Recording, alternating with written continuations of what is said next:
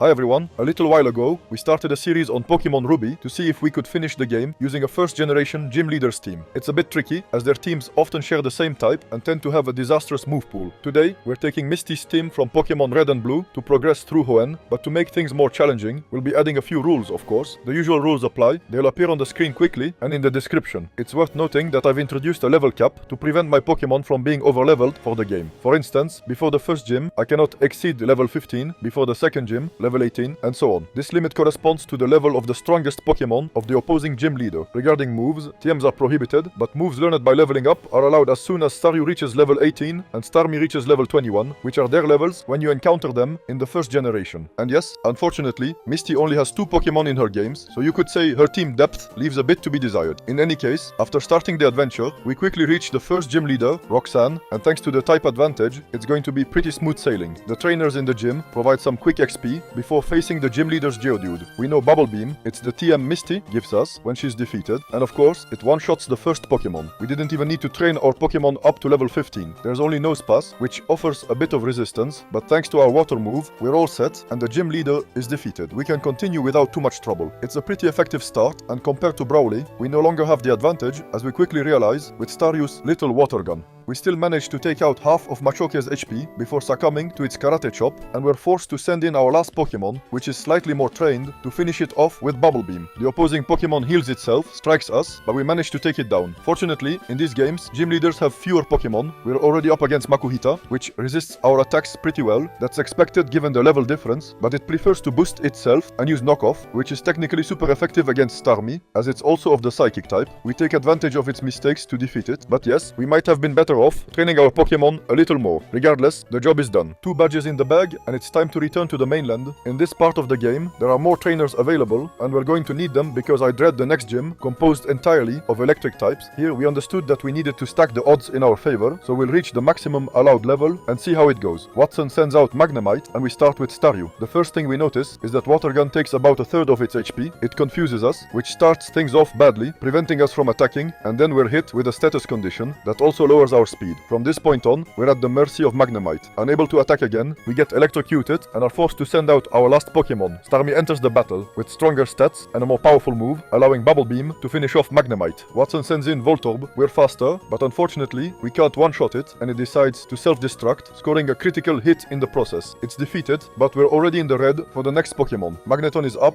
and it doesn't waste time using Shockwave, handing us our first defeat in a major battle. We were a bit unlucky, but at least we reached the last Pokemon. This time, we'll try starting the battle with Starmie to see how it goes. Here too, Bubble Beam doesn't one-shot, and the opposing Pokemon has a tendency to hinder us. After a brief potion break from Watson, we manage to take it down, but at the cost of losing HP and gaining a status condition. This allows Watson's next Pokemon to outspeed us, but it still decides to end the battle prematurely. However, we hold on, only to face the last Pokemon while being at its mercy. So does a healthy Staryu get its moment to shine in the final duel? Not really. Our special attack is far too weak, and Magneton can annihilate us in one hit. This is the first roadblock of the adventure, and there's not much we can do about it. We'll retry the battle several times, but keeping Staryu at the start seems to be the best tactic. However, it will need to perform well to give Starmie the best chance of being in good shape against Magneton. Thanks to Water Gun, we can force the gym leader to heal, and despite paralysis, we manage to land attacks every time. However, as soon as the opposing Pokemon gets 2 chances to attack, we're done for, and once again, we lose our first Pokemon fairly early in the fight. Thankfully, Starmie can quickly dispose of the opponent's Magnet Pokemon, and with a bit of luck, it scores a critical hit on Voltorb, one-shotting it. This leaves us with perfect health before facing Magneton. Here everything works in our favor, since our Bubble Beam puts its HP in the orange and it chooses to use Thunder Wave. This should lower our speed, but thanks to the Quick Claw item, we can still attack first, and by avoiding paralysis, we win the battle. Phew, I was really afraid we'd have to stop the challenge right here and suffer defeat at the hands of the worst gym leader. Victory feels great, as it raises the level cap and opens up a good portion of the adventure for us, with, after a detour through Meteor Falls, a gym where we hold a type advantage. However, we're still at a numerical disadvantage. It's not a big deal, since Flannery has 2 Slugma, so when we send Staryu out first, we can hammer away with water guns. They don't one-shot, as our Pokemon's power leaves much to be desired, and it would have been a problem if the opposing Pokemon had chosen to actually attack. After 3 water blasts, we're already up against the second Pokemon, which finally shows a bit more aggression by using Flamethrower. It's always frustrating in this generation when trainers heal their Pokemon as soon as their HP is in the red, but luckily, here we hold all the cards, so with the same number of attacks as in the previous fight, we handle the situation. However, Torkoal is a bit more more resistant, and while we manage to endure its attack, we get paralyzed by Body Slam, meaning we're now slower than a turtle. Honestly, I think Staryu did its job, so when Starmie enters the field, I'm feeling confident. Bubble Beam won't finish the job right away, unfortunately, but it seems the gym leader has used up all her potions, so since we're not paralyzed, we can end the battle on the next turn. And that makes 4 victories, without really breaking a sweat, though it's clear there wasn't much strategy here, just spamming water attacks and hoping the opponent's moves don't hurt our Pokemon too much. Now, our father's gym is open, so after a quick soak in the hot springs, we can head back to Petalburg City. Staryu has finally learned Bubble Beam, it's about time, and indeed, up against a Pokemon with incredible stats like Slaking, it's going to be a close call. Since it uses Yawn, we'll safely switch to Starmie, thanks to the opponent's Truant ability. Its Bubble Beam isn't any better, since after 2 attacks, we unfortunately leave the opponent's HP in the red. The consequence is immediate. Norman heals his Pokemon, and we're back to square one. Fortunately, it's a 3-hit KO this time, so we still have more than half our HP left when we face Vigoroth. It's more cautious, for sure, but not enough. We need 3 tries to knock it out, and also force another Hyper Potion out of this battle. That's going to be a problem, because afterward, Vigoroth manages to attack us, and, worse, to take us down. Farewell, Starmie. Welcome back, Staryu. At least here, we're faster, and just as precise, so the threat is neutralized, but there's still 1 Slaking left. At the start of the battle, it tries to use Focus Punch, which allows us to hit it with 3 attacks. That's where we're at, okay? Well, that was our first attempt, and oddly enough, it was one of our best. After several defeats against Vigoroth, or even with a Starmie, whose HP was in the green against the final Slaking, we eventually ended up in a situation where Vigoroth took down our Starmie after a respectable fight, but it wasn't enough, leaving us with only Staryu to handle the last Slaking, provided we could finish off Vigoroth first. It should be a reset, but since we still have some life left, why not take a chance? It's pretty awful. Vigoroth is healed, so we'll have to hit it 3 times, costing us HP. We're now in terrible shape against Norman's final Pokemon, and our attack is rather weak. Luckily, it can become distracted, so we heal ourselves during its loafing turn and continue our water bombardment. This time, Norman does us a favor. After all, it's nice when family helps out during tough times and sticks with Focus Punch. We seize the opportunity, as we didn't plan on not attacking, and after several turns, the opponent's HP is in the red, then gone altogether. We take the victory, perhaps without honor, but honestly, that's not our concern at this point. We've already added enough complications to not seize the opportunity. Thanks, Dad. Now we can use Surf, and while the move is banned in battles, in a game with so many seas, it's quite handy. It lets us clean out the Weather Institute, but the problem is that the next level cap is already at level 33. We really need to avoid unnecessary battles, since Starmie has already reached quite a high level, and the 6th gym won't be a walk in the park.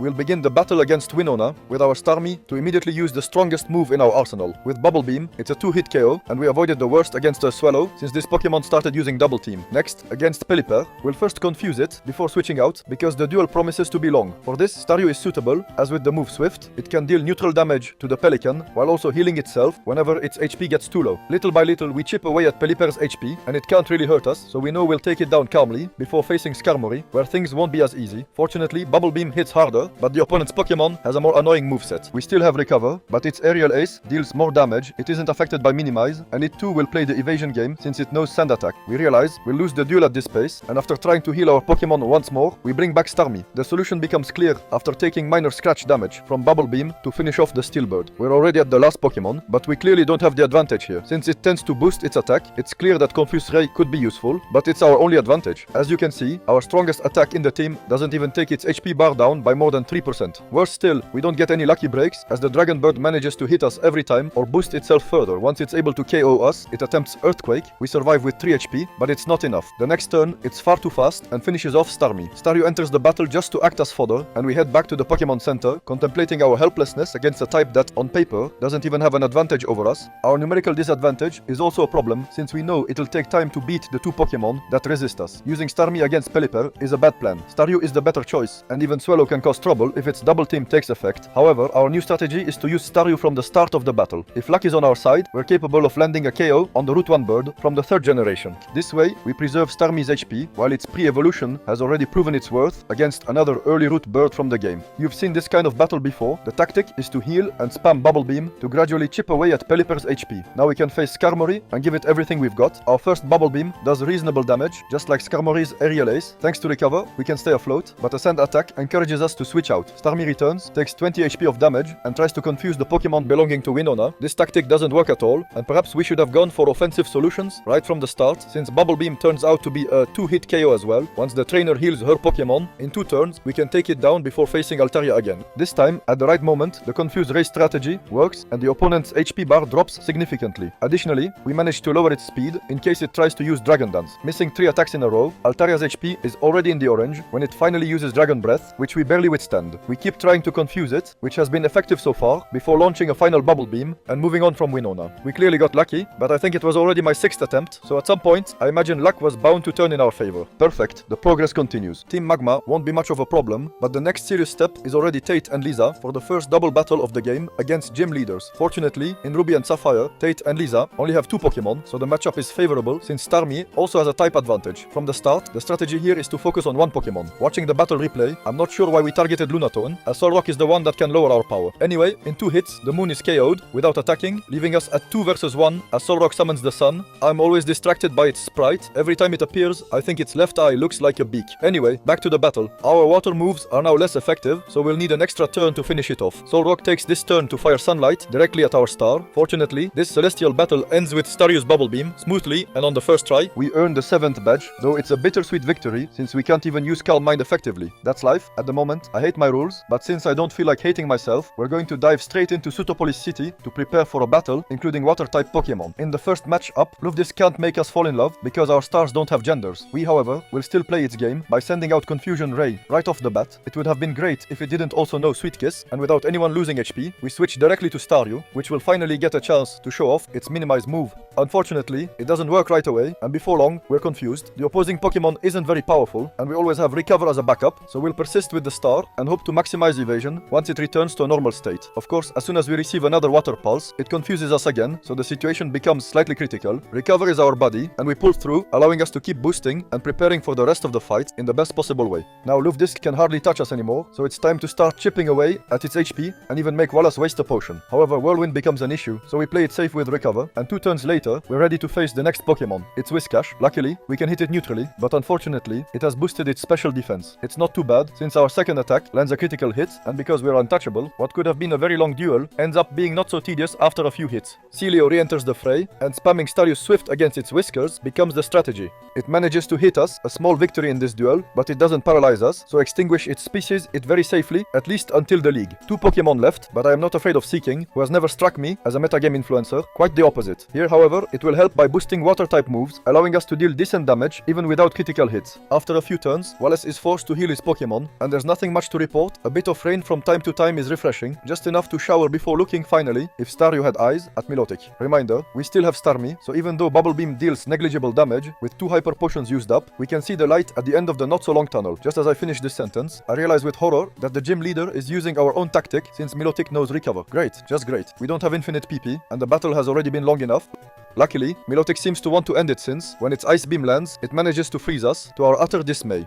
To be fair, it adds a bit of spice to the battle, but I could have done without it, especially since we'll never manage to thaw out. What a great idea it was to play so much in the rain earlier. In a few turns, more of Milotic's attacks hit, and Staryu is rendered incapable of continuing. Goodbye, Marshtomp, thanks for your efforts, and let's bring back Starmie. It's going to be tougher now, but we still have the Confusion Ray card, hoping to tilt the odds in our favor. Here though, the damage we take is permanent, so even though we're relatively bulky, the chances of victory diminish as time goes on. Once again, we're caught by our own strategy. To be fair, our tactic was very effective, perhaps too much so. The future champion exceeds expectations, and after an honorable defense, Starmie still manages to bring Milotic's HP down to the red before being knocked out. Okay, not cool. We can still gain a few levels by training in the gym, which will at least give us something before retrying several confrontations against Wallace. I'll spare you the details. Each time, it's Milotic that takes us down, when Staryu managed to use its evasion moves. Once, however, we even managed to reach Milotic while paralyzed. It's an extra handicap, sure, but at least we can't be frozen anymore. This fortuitous situation allows us to gain better control of the fight, to the point that Starmie itself brings Milotic's HP down to the red, while still holding on with 49 HP. Just one more attack left, we go for Swift, but before that, okay, we'll have to endure another Ice Beam. With our typing, I hope we can withstand it. Naturally, on our turn, we're paralyzed, a bit of a drawback of this strategy. We have our own obstacles, and above all, Milotic lands its move twice in a row. Great, everything nearly falls apart, but as in the previous battle I showed you, Starmie is healthy and in a perfectly realistic position to finish off the opponent. Once that's done, the Rain Badge can be placed next to our Cascade Badge for better color harmony in our collection. Bravo! With 9 badges, I hope to finally make it to the league, and after some struggles climbing waterfalls, balls, we reach the top of Evergrande City. I'm already excited to face trainers with nearly complete teams. The first one is named Sydney, and he has 2 grass types. Unfortunately, our move pool hasn't evolved much, so no ice type attacks in our arsenal. The battle begins against the traditional Mightyena, and we lead with Starmie to try and set up the game early with Confuse Ray. It still doesn't work. Instead, it is the opposite, and we get hit by a sand attack. So we switch to plan B, brute forcing the opponent's Pokemon. We bring its HP into the red, but after taking a second sand attack and with no recovery options, Staryu comes in during the opposing Pokemon's healing turn. Everything has to be done all over again, but now our most powerful Pokemon is the pre-evolution that learned Hydro Pump through level up, and it can land a critical hit on the opposing Mightyena. This kind of attack highlights why you shouldn't use your evolutionary stones too early. Here, Starmie can no longer learn it, which makes our challenge harder. Regardless, Sydney understands what needs to be done and sends out Cacturne. It's crucial that we escape here since we fear Needle Arm. Luck is not on our side, as our opponent misses 2 attacks before finally lowering our speed, but we remain faster and deal respectable damage with Swift. However, it manages to hit us, and we already lose half our team to its grass type attack. Starmie is our only option now, and from this point on, it's more straightforward. Bubble Beam comes in to finish off the cactus, and against Sharpedo, we try Confuse Ray again, since we know we won't one-shot it. It pays off slightly, but we still take a crunch, which also lowers our special defense before finally sinking the shark. The next Pokemon is Absol, and Bubble Beam almost finishes it, while it remains rather passive. Thanks to the Citrus Berry, its trainer doesn't heal it, and with our speed advantage, it's dealt with before the final confrontation against Shiftry. Here, Confuse Ray becomes our friend again, an excellent one in fact, completely preventing the evolved Shiftry from attacking, which is a blessing to end the battle. We managed to beat the first trainer on the first try, even though it was supposed to be a tough fight. Since we follow the level cap of the champion, we had a significant level advantage at the start of the league. However, we technically still don't have the edge against the next trainer, who has Ghost and Dark-type Pokemon that are highly effective against Starmie. At least we have speed, and thanks to that, we can take down Dusclops in 2 hits after taking minimal damage. Banette comes in, and again, it's a 2-hit KO, which includes us taking 1 attack. We're expected to fall to the next Banette after nearly defeating it, so we call on Staryu, which doesn't have optimal accuracy, to finish off the opposing Pokemon. We opt for Minimize, planning to play a stalling strategy, but that fails immediately as Banette poisons us. We even miss a Hydro Pump twice, and the fight is already lost. Well, we didn't have the best luck toward the end of the battle, so we try again. This time, during the first duel, we get hit by a Confuse Ray, which hinders us once, but ultimately, when we manage to attack, we're more or less in the same position as in the previous fight, albeit with a chance to miss our attacks. That happens after Banette heals itself, so Staryu is called in, and luckily, Hydro Pump lands directly and one-shots this Pokemon.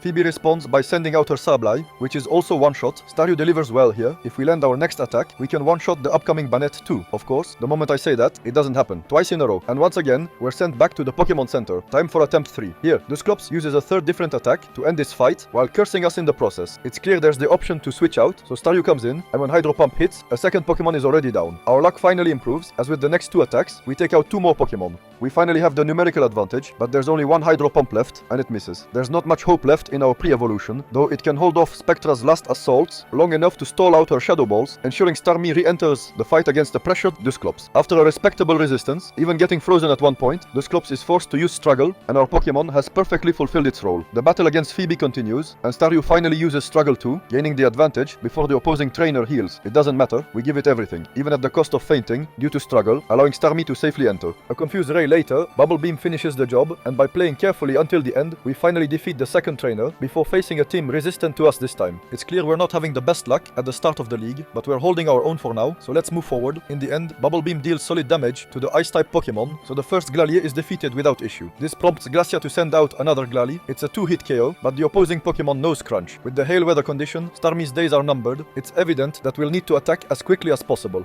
A small opportunity here. The hail stops in front of the Sealeo, so we're going to try the hacks until the end, and it's not going to work. These things happen, but Staryu can come in to try to set up. It would still be nice if the series of Ice Balls stopped, and with Minimize and Confusion, those things are done in one turn. We continue to stash money in offshore accounts using Minimize. Once the stat suits us, a series of swift attacks is going to bring us joy, and after healing we take down the first mustached one. The same strategy applies for the next Pokemon, which manages to freeze us, the Rascal, but that's not really going to stop us. A few turns later, we finally take it out. Against the Walrein, we'll use Recover, and since it's much bulkier, we'll even try Hydro Pump, and end up finishing the opposing Pokemon with that attack. Mission accomplished on the first try. We can thank Minimize, which is a real blessing for our team, before crossing swords with Drake, who once again has a type that resists us. It is a bad day for a water type team without an ice attack. Looking forward to Steven Stone.